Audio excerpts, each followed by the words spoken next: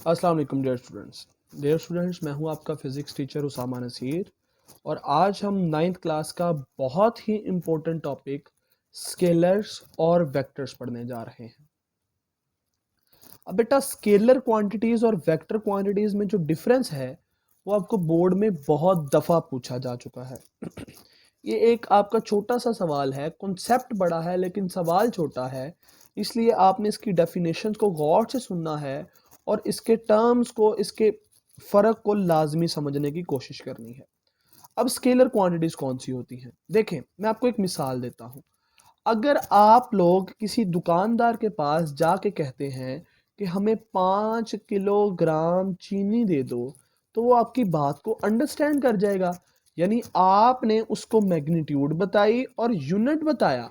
Magnitude और unit बताने के बाद अगर किसी को आपकी पूरी की पूरी टर्मिनोलॉजी क्लियर हो जाए तो उसको हम नाम देते हैं स्केलर्स का। इसकी डेफिनेशन है quantities which require only magnitude, जिनको सिर्फ मैग्नीट्यूड ही चाहिए होती है फॉर देयर कंप्लीट डिस्क्रिप्शन। यानी कोई भी एक ऐसी क्वांटिटी, जैसे मैंने आपको मिसाल दी, वो अपनी एक मैग्नीट्यूड और यूनिट के साथ मुकम्मल तौर पे जाहिर की जा सके, उसको हम नाम देते हैं स्केलर्स का। जैसे कि हम लोग मिसाल देते हैं आपको लेंथ की, मैस की, पावर की, वर्क डन की। ये सारी की सारी किसकी एग्जांपल्स हैं हमारे पास? स्केलर्स की। इसके बरक्स वेक्टर्स कौन से होते हैं? वेक्टर्स ऐसी क्वांटिटीज होती हैं जिनकी कंप्लीट डिस्क्रिप्शन के लिए हमें मैग्नीट्यूड के साथ साथ डायरेक्शन भी चाहिए होती है। जैसे मेरे से कोई पूछता है कि सर इस वक्त ये बताएं, लाहौर में बैठ के इस्लामाबाद किस तरफ है, तो मैं उसको कहता हूं कि आप तकरीबन 400 किलोमीटर जो है वो सफर तय कर लें। मैं उसको डायरेक्शन नहीं बताता, सिर्फ और सिर्फ मैग्नीट्यूड बताता हूं कि आप 400 किलोमीटर चले जाएं, इस्लामाबाद आ जाएगा। अब लाहौर से वो बजाय नॉर्थ की तरफ जाने के वो साउथ की तरफ निकल जाता है, तो क्या वो कभी भी इस्लामाबाद पहुंच पाएगा? हरगिज नहीं। इसलिए जब हम किसी भी ऑब्जेक्ट का डिस्प्लेसमेंट बताते हैं तो हमें उसके मुकम्मल इजहार के लिए मैग्नीट्यूड के साथ साथ डायरेक्शन भी चाहिए होती है। इसीलिए हम उसको क्या नाम देते हैं? वेक्टर्स का नाम देते हैं। तो quantities which require both magnitude and direction for their complete description are known as vector quantities. For example, force, for example, momentum, and for example, displacement. ये सारी की सारी हमारे पास वेक्टर क्वांटिटीज हैं जिनको हम सिर्फ उनकी मैग्नीट्यूड के साथ नहीं बल्कि हमें उनके साथ साथ उनकी डायरेक्शन भी बताना लाजिम होती है। अब बेटा, हमारे पास मैग्नीट्यूड क्या होती है जो हम दोनों जगहों पे यूज कर रहे हैं? स्केलर में भी मैग्नीट्यूड का वर्ड यूज कर रहे हैं, वेक्टर में भी। तो आपकी बुक कहती है it is numerical value with suitable unit. जैसे मैंने आपको एग्जांपल दी 5 किलोग्राम की, जैसे कि हमारे पास एग्जांपल होती है 10 न्यूटन की। अब ये मैग्नीट्यूड है, न्यूमेरिकल वैल्यू है और उसके साथ एक अच्छा सा यूनिट है, तो ये हमारे पास क्या बन गई? मैग्नीट्यूड बन गई। अब बेटा, एक बहुत इंपॉर्टेंट शॉर्ट क्वेश्चन है आपकी बुक का, और वो ये है कि लोकल आपके पास इंपॉर्टेंस क्या है वेक्टर्स की डेली लाइफ के अंदर? हम पढ़ते तो हैं लेकिन इसका इस्तेमाल कहां पे है? तो वो कहता है जी कि आप वेक्टर्स को इस्तेमाल करते हुए किसी भी ऑब्जेक्ट की, किसी भी चीज की, किसी भी इंसान की लोकेशन को बता सकते हैं। जैसे कि गूगल मैप आपको बताता है, तो गूगल मैप वेक्टर क्वांटिटीज को इस्तेमाल करता है। तो इसकी इंपॉर्टेंस क्या है? Localisation of things, places and people, response to the external force being applied on them, कि किसी भी ऑब्जेक्ट के ऊपर जितनी फोर्स लग रही है उसका जो रिस्पॉन्स आता है उसको भी हम किसमें वो भी हमारे पास किसका इस्तेमाल है? वेक्टर क्वांटिटी का है। अब डियर स्टूडेंट्स, इसके बाद हमारे पास है रिप्रेजेंटेशन ऑफ वेक्टर्स। आपने याद रखना है, वेक्टर को रिप्रेजेंट करने के हमारे पास दो मेथड्स हैं। पहला है सिंबॉलिक रिप्रेजेंटेशन। आपकी बुक का जो पहला पैराग्राफ है वो सिंबॉलिक रिप्रेजेंटेशन ही है। सिंबॉलिक रिप्रेजेंटेशन में हमारे पास 3 तरह से किसी भी वेक्टर को जाहिर किया जा सकता है।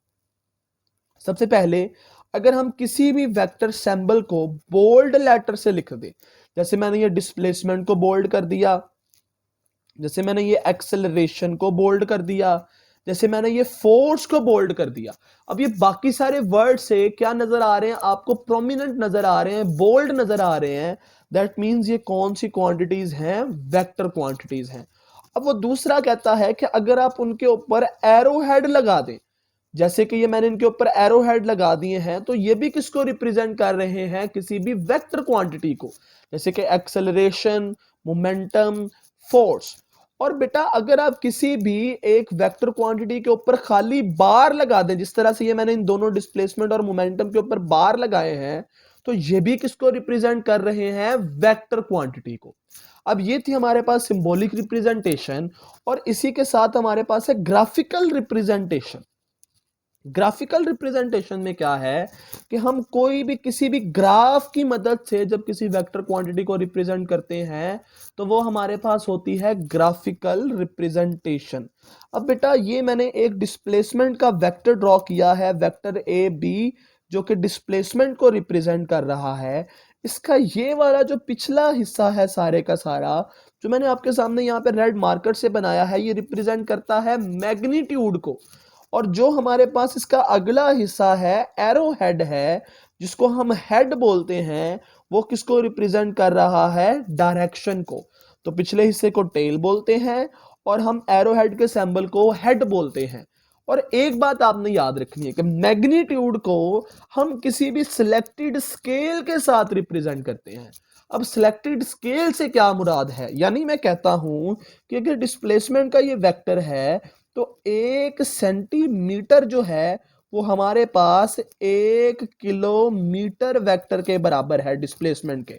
अब अगर ये कंप्लीट वेक्टर जो है हमारे पास, इसकी टोटल लेंथ 5 सेंटीमीटर है, इसकी जो टेल की लेंथ है वो 5 सेंटीमीटर है, तो हमारे पास सिलेक्टेड स्केल से हमें क्या जाहिर होगा कि इस वेक्टर की मैग्नीट्यूड कितनी है हमारे पास? 5 किलोमीटर। तो बेटा ये था हमारे पास आज का टॉपिक। इसमें आपको किसी चीज़ की समझ ना आई हो, आप कमेंट सेक्शन में पूछ सकते हैं। मज़ीद इसी तरह के लेक्चर देखने के लिए हमारे चैनल को लाइक करें, सब्सक्राइब करें और अपने दोस्तों के साथ लाजमी शेयर करें। अस्सलाम वालेकुम। जी तो बेटा अब हम मार्किंग कर लेते हैं। ये स्केलर्स और वेक्टर्स का टॉपिक आपको बुक से मिल जाएगा पेज नंबर 33 के ऊपर। इसमें ये आपको मिलेगी जी डेफिनेशन स्केलर क्वांटिटीज़ की। ये इसकी एग्जांपल्स लिखी हुई हैं, mass, length, time, speed etcetera. इसी तरह से यहाँ से आपको डेफिनेशन मिल जाएगी जी मैग्नीट्यूड की, और ये साथ में एग्जांपल्स लिखी हुई हैं मैग्नीट्यूड की, 2.5 किलोग्राम, 40 सेकेंड, 1.8 मीटर एटसेट्रा। अगर हम आगे चलते हैं तो यहाँ पे आपको डेफिनेशन मिलेगी वेक्टर की, और ये एग्जांपल्स लिखी हुई हैं वेक्टर की। तो ये हमारे पास इसके मार्किंग थी। होपफुली आपको लेक्चर समझ आया होगा। मज़ीद के लिए लेक्चर सब्सक्राइब करें, शेयर करें, लाइक करें। अस्सलाम वालेकुम।